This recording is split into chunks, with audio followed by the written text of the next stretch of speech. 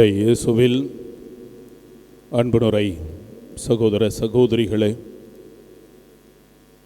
இன்றைய நாளில் நாம் காலண்டர் பிரகாரம் தொழிலாளர்கள் தினத்தை கொண்டாடுகிறோம். எனவே இங்கே இருக்கிற ஒவ்வொரு தொழிலாளர்களுக்கும் நம்முடைய வாழ்த்துக்களை தெரிவிக்கிறோம். கடவுளுடைய படைப்பு பணியிலே ஒவ்வொரு மனிதனும் பங்கேற்கிறான். இது கடவுளுடைய திட்டம். அதே நாளில் இன்று திருச்சபை புனித சூசையப்பரை தொழிலாளர்களுக்கு ஒரு முன்மாதிரியாக கொடுத்து அவரை நாம் பின்பற்ற நமக்கு படிப்பினை தருகிறது. அதே சமயத்தில் இந்த பங்கினுடைய பாதுகாவலை ஆகிய லூர்து அன்னையினுடைய விழாவை கொண்டாடி கொண்டிருக்கிறீர்கள். எனவே இந்த நாளிலே உங்கள் அனைவரையும் வாழ்த்துகிறேன். இன்று அன்னை மரியாளை இரக்கத்தின் வாயிலாக நாம் சிந்திக்க இருக்கிறோம். அன்னை மரியாளை மாத்தர் மிசரிகோர்தியே அல்லது மதர் ஆஃப் மெர்சி என்று நாம் சால்வே ரெஜினாவில் அந்த பாடலிலே நாம் புகழ்கிறோம். இன்று நாம் அன்னை மரியாளை இரக்கத்தின் வாயிலாக நாம் சிந்திக்க இருக்கிறோம். அன்னை, வாயில், இதெல்லாம் எதன் அடிப்படையாக கொண்டது? எல்லாமே இரக்கத்தை அடிப்படையாக கொண்டது. அந்த இரக்கம் எங்கிருந்து வருகிறது? அன்பார்ந்தவர்களே, நெப்போலியன் வாழ்க்கையிலே நடந்ததாக பல நல்ல கருத்துக்களை எப்பொழுதும் ஒரு சிறப்பான அரசர்களுடைய பெயரை சொல்லிதான் சொல்லுவார்கள். ஆனால் அவருடைய வாழ்க்கையில் நடந்ததா என்று நமக்கு தெரியாது.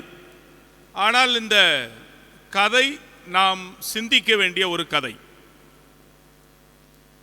நெப்போலியனுடைய படையிலே போர்க்குற்றம் புரிந்ததற்காக ஒரு சில வீரர்கள் கைது செய்யப்பட்டார்கள். போர்க்குற்றத்திற்கு எப்பொழுதுமே தண்டனை என்பது மரண தண்டனை. எனவே அரசன் முன்பாக அந்த படை வீரர்கள் போரின் போது துரோகம் புரிந்த அந்த போர் கைதிகள் அல்லது போர் குற்றவாளிகள் அவர்கள் எல்லாம் நிறுத்தப்பட்டார்கள். எல்லாரும் எதிர்பார்த்தது போலவே நெப்போலியனும் அவர்கள் அனைவருக்கும் மரண தண்டனை விதித்தான். அவ்வாறு விதித்த பொழுது அந்த படை வீரர்களில் ஒருவனுடைய தாய் அங்கே நின்று கொண்டிருந்தார். அவர் அரசனை நோக்கி, ஐயா, என் மகனுக்கு இரக்கம் காட்டுங்கள் என்று கதறினார். அப்பொழுது அரசன் சொன்னானாம், உன் மகன் இரக்கம் காட்டுவதற்கு தகுதியற்றவன். உன் மகன் இரக்கம் காட்டுவதற்கு தகுதியற்றவன்.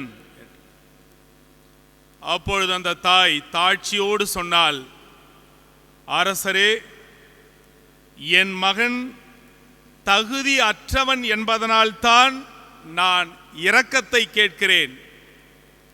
ஒருவேளை என்னுடைய மகன் தகுதி உள்ளவனாக இருந்திருந்தால் நான் நீதியை கேட்டிருப்பேன். தகுதி இல்லாததனால்தான் இரக்கத்தை கேட்கிறேன். தகுதி இருந்திருந்தால் நான் நீதியை கேட்டிருப்பேன் என்று சொன்னாள். ஆம் அன்பார்ந்தவர்களே, தகுதி இல்லாதவர்களுக்கு காட்டப்படுவதுதான் இரக்கம். இரக்கம் என்பது சொல்லுவார்கள், it is an unmerited gift. Unmerited gift, unasked gift and unearned gift. இரக்கத்துக்காக நாம் சம்பாதிப்பதில்லை, இரக்கத்துக்காக நாம் கேட்பதில்லை, இரக்கத்துக்கு நாம் தகுதி உள்ளவர்களும் அல்ல. மாறாக இரக்கம் என்பது கொடுக்கப்படுகிறவரின் அன்பினால், பெருந்தன்மையினால், தாராள உள்ளத்தினால் மற்றவர்களுக்கு கொடுக்கப்படுவது. அப்படி என்றால் கடவுளுடைய இரக்கத்தை இன்று நாம் சிந்திக்கும் பொழுது கடவுளுடைய அன்பை, இரக்கத்தை அன்னை மரியாள் வாழ்விலே அந்த இரக்கம் எப்படி செயல்பட்டது என்பதை நாம் சிந்திக்க இருக்கிறோம். நம்முடைய வாழ்விலும் நாம் இந்த இரக்கத்தை காட்டியிருக்கிறோம். பெரும்பாலும் குடும்பத்தில் இருக்கிறவர்கள், உங்கள் குடும்பத்திலே ஒரு குழந்தை பிறக்கிறது. அந்த குழந்தை பிறந்தவுடன் அது யாரையும் வாய் திறந்து அம்மா என்று கூப்பிடுவதில்லை, அது எந்த திறமையையும் வெளிப்படுத்துவதில்லை, தனக்கு இந்த திறமைகள் இருக்கிறது என்று லிஸ்ட் போடுவதும் இல்லை, அது பேசுவது கூட கிடையாது. அது பேசுகிறதெல்லாம் ஒன்று அழுவும், அவ்வளவுதான், இல்லை தூங்கும். ஆனால் குடும்பத்தில் இருக்கிற அத்தனை பேரும் அந்த குழந்தையை அன்பு செய்கிறார்கள். அந்த குழந்தைக்காக எதை வேண்டுமானாலும் செய்ய அவர்கள் தயாராக இருக்கிறார்கள். அந்த அன்புக்கு அந்த குழந்தைக்கு தகுதி இருக்கிறதா, அல்லது அந்த அன்புக்காக அந்த குழந்தை ஏதாவது சம்பாதித்ததா, அல்லது அந்த அன்புக்காக அந்த குழந்தை ஏதாவது கேட்டதா? இல்லை, எதுவுமே கிடையாது. ஆனால் பெற்றோரும் உறவுகளும் அந்த குழந்தையை அன்பு செய்வது ஏனென்றால் அது தங்கள் குழந்தை, தங்கள் குடும்பத்திலே பிறந்திருக்கிற குழந்தை. அவ்வளவு simple fact. It is there child. கடவுள் மனிதர்கள் மீது காட்டுகின்ற இரக்கம் இப்படிப்பட்டது. கடவுள் அன்பாய் இருக்கிறார் என்று யோவான் சொல்லுகிறார். So God is love. If God is the love, the mercy is his language. கடவுள் அன்பானவர் என்றால் இரக்கம் என்பது அவர் பேசுகிற மொழி. அதை தவிர வேறு எதாலும் அவரால் பேச முடியாது. அதனால் தான் இயேசு கிறிஸ்துவை என்ன சொல்கிறோம்? He is the embodiment of God's mercy. கடவுளுடைய மொத்த இரக்கத்தின் வடிவம் யார்? இயேசு கிறிஸ்து. அன்பார்ந்தவர்களே, அதனால்தான் இயேசுவும் சொன்னார், உங்கள் வானக தந்தை இரக்கமுள்ளவராய் இருப்பது போல நீங்களும் இரக்கமுள்ளவர்களாய் இருங்கள். அப்போ God is full of mercy. கடவுள் முழுவதும் இரக்கமே உருவானவராக இருக்கிறார். விவிலியத்திலே நாம் பார்க்கும் பொழுது கடவுளுடைய இரக்கம், கடவுள் மனிதனை படைத்தது. தமத்திருத்துவத்திலே வாழ்ந்த கடவுள் மனிதனை படைத்தார் என்றால் மனிதனுக்கு அவர் வைத்திருந்த திட்டம் மகிழ்ச்சியான வாழ்வு. அந்த மனிதனுக்கு அந்த வாழ்வை கொடுக்க விரும்பினார் இன்பவனத்திலே. எனவே தமத்திருத்துவத்திலே மிக மகிழ்ச்சியாக அன்பினால் இருக்கின்ற இறைவன் மனிதனை படைத்தார் என்றால் அதை படைத்தது இறைவனுடைய இரக்கம். அதே மனிதன், கடவுள் எந்த மனிதனை ஒரு இலக்கோடு படைத்தாரோ அந்த மனிதன் பாவம் செய்த பொழுது அவனை கைவிட்டு விடாமல் அவனுக்காக ஒரு மீட்பு திட்டத்தை, மீட்பரை அறிவித்தார் என்றால் அது இறைவனின் இரக்கம். ஆபிரகாம் தனது முதிர்ந்த வயதிலே அவரை அழைத்து அவருக்கு சந்ததியை வாக்களித்து அவர் வழியாக நாடுகளை, தேசத்தை, அரசர்களை வாக்களித்தார் என்றால் அது இறைவனின் இரக்கம். நோவா உலகை அழித்த பொழுது கடவுள் நோவாவையும் அவருடைய குடும்பத்தையும் அழிவிலிருந்து, வெள்ளப்பெருக்கில் இருந்து காப்பாற்றினார் என்றால் அதுவும் இறைவனுடைய இரக்கம். இரக்கம் என்று சொல்லும் பொழுது இந்த 3 வார்த்தைகளை நீங்கள் மறந்துவிடக்கூடாது. அன்எர்ன்ட், அன்டிசர்வ்ட், அன்மெரிட்டட். இது 3ம் மறந்துவிடக்கூடாது.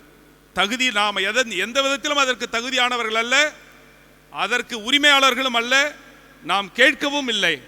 ஆனால் கடவுள் செய்தார். ஏனென்றால் தனது இரக்கத்தினால் அவர் அதை செய்தார். எசாயி, யாக்கோபு என்று இருவர் இருக்கும் பொழுது ஏன் யாக்கோபை கடவுள் தேர்ந்து கொண்டார்?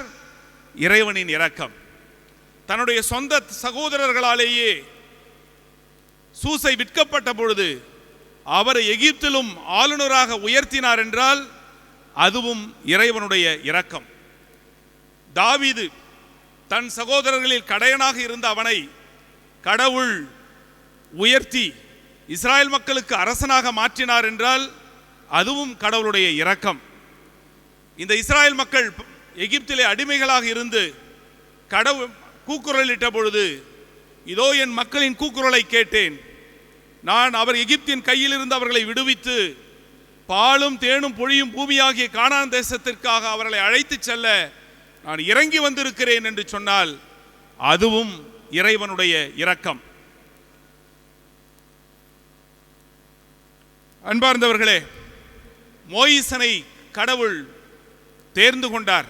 ஆரோன் இருக்கும் பொழுது கடவுள் மோயிசனை தேர்ந்து கொண்டார்.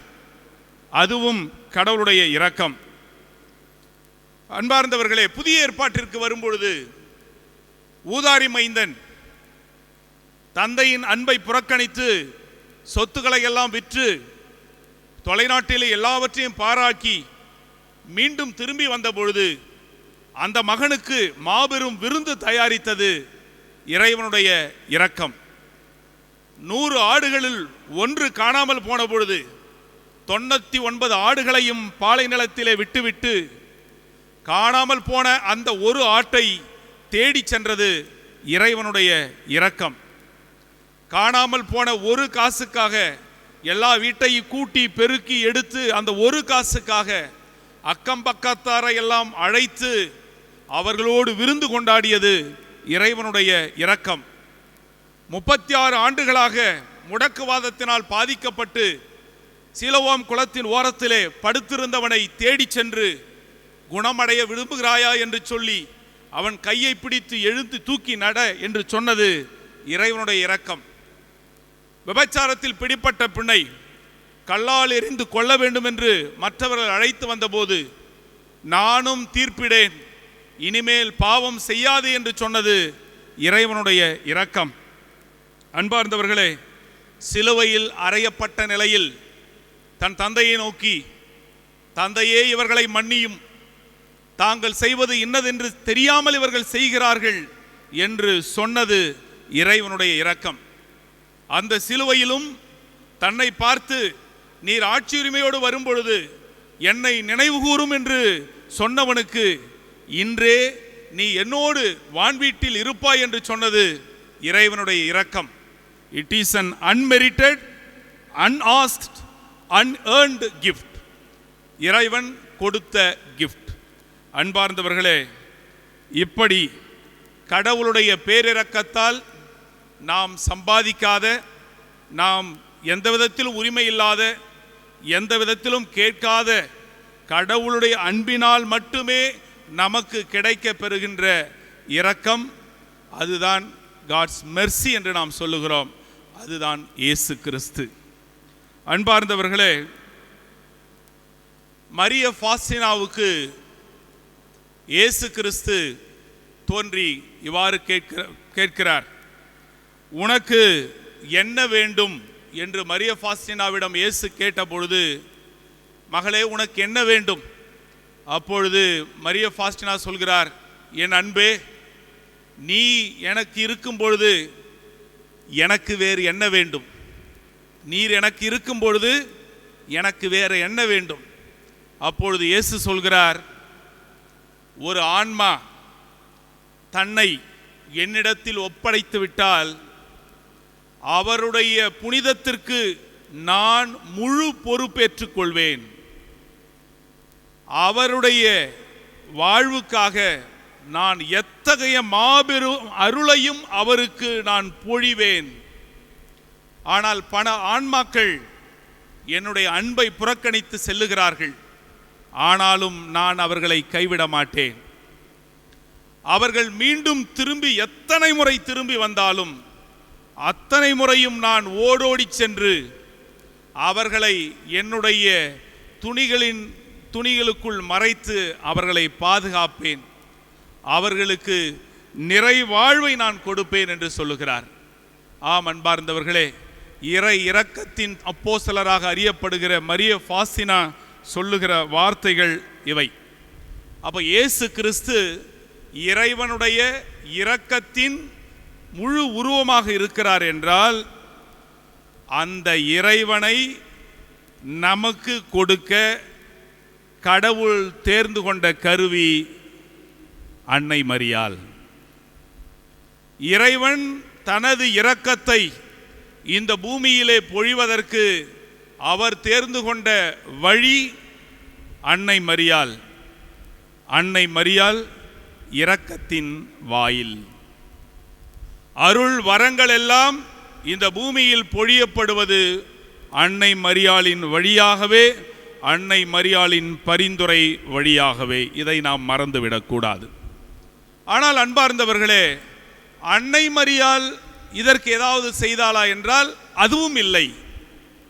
அன்னை மரியாளே இறைவனுடைய இரக்கத்தின் கொடை என்பதை நாம் மறந்துவிடக்கூடாது.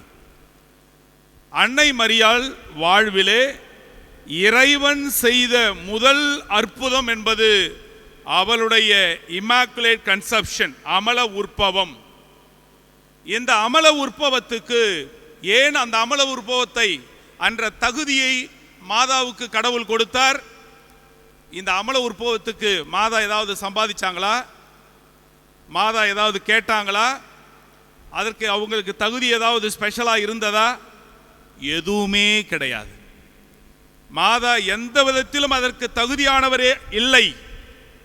ஆனால் கடவுள் தன் மகன் வழியாக செயல்படுத்த இருந்த மீட்பின் திட்டத்தின் பலனை அன்னை மரியாளுக்கு முன்கூட்டியே பிரிவேனியன்ட் கிரேஸ் என்று சொல்லுவார்கள். அதை தன் மகன் வழியாக அடைய இருக்கின்ற இந்த உலகம் பெற இருக்கின்ற கொடைகளின் பலனை முன்கூட்டியே அன்னை மரியாளுக்கு கொடுத்து பாவ மாசில்லாமல் கடவுள் அவரை உருவாக்கினார் என்றால் இது அன்னை மரியாள் வாழ்விலே இறைவன் செய்த மாபெரும் அற்புதம். கடவுளுடைய இரக்கத்தின் மிகப்பெரிய கொடை அன்னை மரியாள். எதற்காக? தன் மகனை இந்த உலகத்திற்கு கொடுக்க வேண்டும். எனவே கடவுள் அவரை முழுவதுமாக தன்னுடைய இரக்கத்தினால் நிரப்பினாள். இறைவனுடைய பண்பிலே ஒன்று இரக்கம் என்றால் அன்னை மரியாள் இரக்கமே உருவான கடவுளுடைய இரக்கத்தின் உருவாக இருக்கிறாள். நாம் அதை மறந்துடக்கூடாது. அன்னை மரியாள் கடவுளுடைய இரக்கத்தின் உருவாக இருக்கிறாள். எனவே கடவுள் அவர் வழியாக தம் மகனை இவ்வுலகிற்கு அளித்தார். எனவே இறைவன் நமக்கு இந்த உலகத்துக்குள்ளே என்ட்ராகுவதற்கு பயன்படுத்திய வழி அன்னை மரியாள் என்னும் பொழுது அவர் இறைவனுடைய தாயாகவும் இருக்கிறாள். எனவே இயேசு இரக்கத்தின் முழு உருவமாக இருக்கிறார். அன்னை மரியாள் அவருடைய தாயாக இருக்கிறார். எனவே அன்னை மரியாளை இரக்கத்தின் தாய் என்பதும் இரக்கத்தின் வாயில் என்பதும் ஒன்றுதான். எனவே இன்று இறைவனை நாம் அடைவதற்கு, இயேசுவை நாம் அண்டி செல்வதற்கு, இறைவனுடைய அருள் வரங்களை பெற்றுக்கொள்வதற்கு கடவுள் எந்த வழியா வந்தாரோ அந்த வழியாக தான் நாம் போக முடியும். நாம் தனியாக ரூட்டு போட முடியுமா? முடியாது. அப்போ அன்னை மரியாள் இறைவன் ஏற்படுத்தி கொடுத்த கொடை. எனவே அன்னை மரியாளுக்கு நாம் விழா எடுக்கும் பொழுது அன்பார்ந்தவர்களே, இது அன்னை மரியாளுக்கான விழாவா இறைவனுக்கான விழாவா? அன்னை மரியாள் இறைவனுடைய இரக்கத்தின் வெளிப்பாடு என்னும் பொழுது நாம் அன்னை மரியாளுக்கு விழா எடுப்பது என்பது இறைவனை புகழ்வதாக அமையுமா மாதாவை புகழ்வதாக அமையுமா? நிச்சயமாக. இப்போ இந்த மைக்கு சூப்பராக வேலை செய்யுதுன்னா, செம்ம மைக்குன்னு நான் சொன்னேன்னா இது இந்த புகழ் யாருக்கு போய் சேரும்? மைக்குக்கு சேருமா? இந்த மைக்கை உருவாக்கியவருக்கு போய் சேருமா? இந்த கம்பெனிக்கு போய் சேருமா? சொல்லுங்க. இந்த மைக்கு சூப்பராக வேலை செய்யுது அப்படின்னு நான் சொல்லும் பொழுது இந்த புகழ் இந்த மைக்குக்கா போய் சேருது? இல்லை, இதை உருவாக்கியவருக்குத்தான் சேருகிறது. எனவே அன்பார்ந்தவர்களே, நாம் எடுக்கின்ற விழா இறைவனுடைய இரக்கத்துக்கு எடுக்கிற விழா. இறைவன் நமக்கு அமைத்து கொடுத்த வாயில், இறைவனுடைய இரக்கத்தை பெறுவதற்கு இயேசுவை பெறுவதற்கு நமக்கு அமைத்து கொடுத்த வாயில் அன்னை மரியாள். அதனால தான் சொல்லுவாங்க, த்ரூ மேரி டு ஜீசஸ். அன்னை மரியாள் வழியாக இயேசுவிடம் நாம் செல்லுகிறோம் என்று சொல்லுவார்கள். அன்பார்ந்தவர்களே, இது நமக்கு எப்படி தெரியும்? இதைத்தான் அன்னை மரியாள் தனது காட்சியிலே அவர் வெளிப்படுத்தி இருக்கிறார். ஒரு முறை ஃபாஸ்தினா அம்மாவிடம் அவருடைய ஆன்ம குரு ஒரு குறிப்பிட்ட கருத்துக்காக ஜெபிக்க சொல்லி கேட்டார். எனவே மரிய ஃபாஸ்டினா அன்னை மரியாள் முன்பாக த சால்வே ரிஜனா என்ற இந்த ஜெபத்தை பாடலை 9 முறை பாடினாளாம். பாடி முடித்த பொழுது அன்னை மரியாள் குழந்தை இயேசுவை கையில் தாங்கியவளாய் அவருக்கு காட்சி கொடுத்தார். அந்த காட்சியிலே ஆன்மீக குரு அந்த காட்சியிலே தோன்றினார். அப்பொழுது அவர் சொல்கிறார், மரிய ஃபாஸ்டினா, என்னுடைய ஆன்மீக குரு அன்னை மரியாளிடம் பேசிக் கொண்டிருந்தார். நான் குழந்தை இயேசுவிடம் பேசிக் கொண்டிருந்தேன். குழந்தை இயேசுவின் அழகிலே நான் மயங்கி நின்றிருந்தேன். அவர்கள் என்ன பேசினார்கள் என்பது என் காதில் அதிகமாக விழவில்லை. ஆனால் ஒரு சில வார்த்தைகள் என் காதிலே விழுந்தன. அதில் அன்னை மரியாள் சொல்கிறாள், நான் விண்ணகத்தின் அரசி மட்டுமல்ல, நான் இரக்கத்தின் தாயாகவும் உன்னுடைய தாயாகவும் இருக்கிறேன். நான் இரக்கத்தின் தாயாகவும் உன்னுடைய தாயாகவும் இருக்கிறேன். அதனால் நீ அஞ்சாதே என்று அன்னை மரியாள் மரிய ஃபாஸ்டினாவுடைய ஆன்மீக குருவுக்கு சொல்லுகிறார். அதே போல ஸ்வீடன் நாட்டு பிரிஜித் அம்மாள், இவருக்கும் நிறைய வெளிப்பாடுகள் வந்திருக்கிறது. அவருக்கு அன்னை மரியாள் வெளிப்படுத்தும் பொழுது என்ன சொல்லுகிறார்? நான் விண்ணகத்தின் அரசியாகவும் இரக்கத்தின் அன்னையாகவும் நேர்மையாளர்களின் மகிழ்ச்சியாகவும் இருக்கிறேன். பாவிகள் இறைவனை அண்டி வர வாயிலாகவும் இருக்கிறேன். பாவிகள் இறைவனை அண்டி வர நான் வாயிலாகவும் இருக்கிறேன். அதே அன்னை மரியாள் குவாதலுப் என்ற இடத்தில் புனித ஜான் டியோகோவுக்கு தோன்றும் பொழுது எவ்வாறு சொல்கிறார்? உன் தாயாகிய நான் உன்னோடு இல்லையா? உன் மகிழ்ச்சியின் ஊற்றாக நான் இல்லையா? என் பாதுகாப்பிலும் அரவணைப்பிலும் அல்லவா நீ இருக்கிறாய்? என் பாதுகாப்பு போர்வையின் மடிப்பினுள் அல்லவா நீ இருக்கிறாய்? எனது அரவணைப்பில் நீ இருக்கும் பொழுது உனக்கு வேறு என்ன வேண்டும்? எனது அரவணைப்பினுள் நீ இருக்கும் பொழுது உனக்கு வேறு என்ன வேண்டும்? எனவே அன்பார்ந்தவர்களே, அன்னை மரியாளுடைய பாதுகாப்புக்கு, பரிந்துரைக்கு நம்மை ஒப்பு கொடுக்கும் பொழுது அவள் நம்மை கொண்டு சேர்க்கின்ற இடம் இறைவனாக இருக்கிறார். எனவே அன்பார்ந்தவர்களே, அன்னை மரியாளுடைய பிள்ளைகளாக நம்மையே நாம் அவள் கரத்தில் ஒப்புவிப்போம். அதே சமயத்தில் இன்று இந்த நாளில் அன்னை மரியாளை இரக்கத்தின் வாயிலாக நாம் சிந்திக்கும் பொழுது நமக்கும் சில கடமைகள் இருக்கிறது. இன்று ஆண்டவர் இயேசு நம்மை பார்த்து சொல்கிறார், பலியை அல்ல இரக்கத்தையே நான் விரும்புகிறேன். உங்கள் வானக தந்தை இரக்கமுள்ளவராய் இருப்பது போல நீங்களும் இரக்கமுள்ளவர்களாய் இருங்கள். எனவே அன்பார்ந்தவர்களே, இன்றைக்கு நாம் பேச வேண்டிய மொழியும் இரக்கமாக இருக்கிறது. நாம் பல சமயங்களில் தகுதி பார்க்கிறோம், வசதி பார்க்கிறோம், அதிகாரம் பார்க்கிறோம். ஆனால் அது இந்த உலகத்தின் பார்வை. இறைவனுடைய பார்வை அது அல்ல. அன்னை மரியாளுடைய பார்வை அது அல்ல. இயேசுனுடைய பார்வை அது அல்ல. தகுதி அற்றவர்களுக்கு காட்டப்படுவதுதான் இரக்கம். நாமும் அந்த மொழியைத்தான் பேச வேண்டும், இரக்கத்தின் மொழியைத்தான் பேச வேண்டும். இரக்கத்தை காட்டுவோம். அன்னை தெரேசா சொல்லுவார், அன்பு செய்யுங்கள், காயப்படுவரை, அது உங்களை காயப்படுத்துகின்ற வரை அன்பு செய்யுங்கள். ஆக நாம் இரக்கத்தை காட்ட வேண்டும். நாம் பல சமயங்களில் தகுதி பார்ப்பதனாலும் மன்னிப்பதற்கு கூட தகுதி பார்க்கிறோம், கொடுப்பதற்கு தகுதி பார்க்கிறோம், பாராட்டுவதற்கு தகுதி பார்க்கிறோம், சப்போர்ட் பண்ணுவதற்கு தகுதி பார்க்கிறோம், எல்லாவற்றிற்கும் தகுதி பார்க்கிறோம். ஆனால் நாம் எல்லாவற்றையும் தகுதி இல்லாத நாம் தான் பெற்று கொண்டிருக்கிறோம். தகுதி இல்லாத நாம் பெறும் பொழுது நாம் கொடுப்பதற்கு மட்டும் தகுதி பார்க்கிறோமே, இது எந்த விதத்தில் நியாயமாகும்? எல்லாவற்றிலும் தகுதி பார்க்கும்போது நீங்கள் பெறுவது எதுவுமே இல்லை, அது சுயநலமானது. தகுதி பார்த்து கொடுக்கிறோம். ஆண்டவர் இயேசு என்ன சொல்கிறார்?